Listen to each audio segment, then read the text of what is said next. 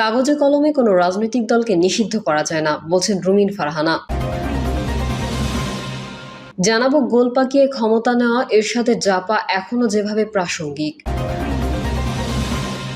এবং সর্বশেষ জানাবো জামানত বাড়ানোর সিদ্ধান্ত সৎ প্রার্থীদের নিরুৎসাহিত করবে। এতক্ষণ শুনছিলেন সংবাদ শিরোনাম, এবারে বিস্তারিত। তবে তার আগে অনুরোধ থাকবে আমাদের চ্যানেলটি সাবস্ক্রাইব করে বেল আইকনটি ক্লিক করুন।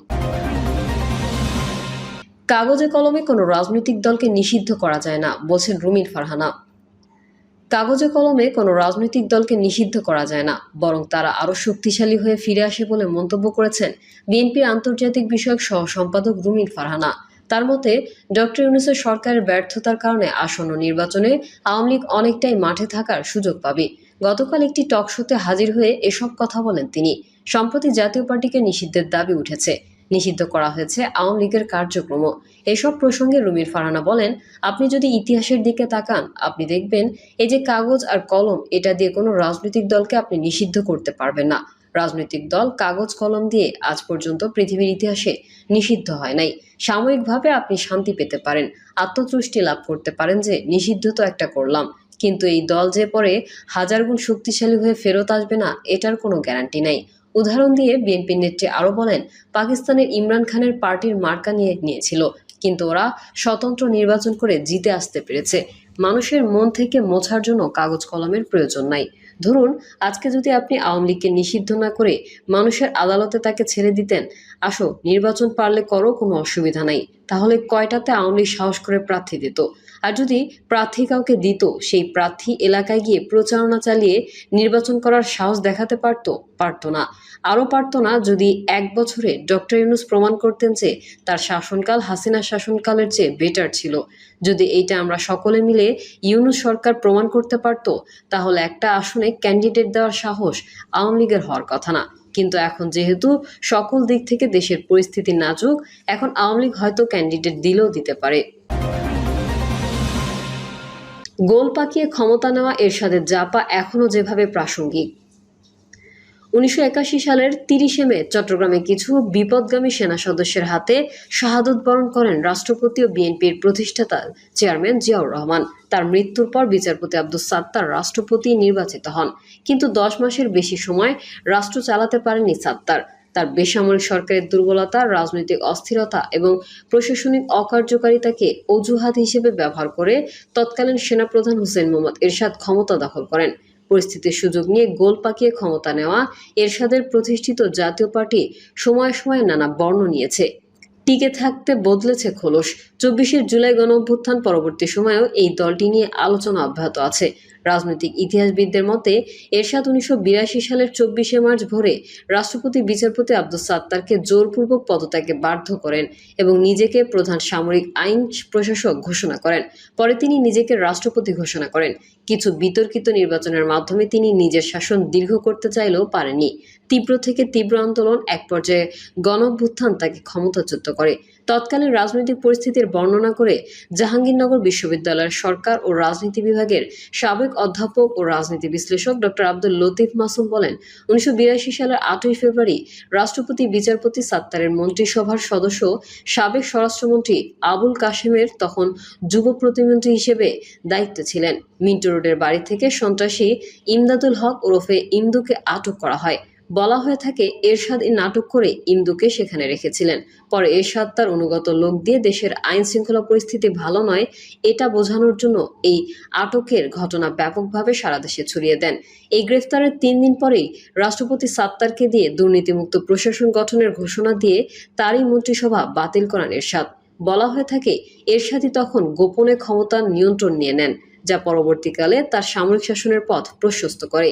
এর 1 মাসের মধ্যেই 24 মার্চ এরশাদ ক্ষমতা দখল করে সংবিধান বাতিল করেন, সংসদ ভেঙে দেন এবং সব রাজনৈতিক কার্যক্রম নিষিদ্ধ ঘোষণা করেন।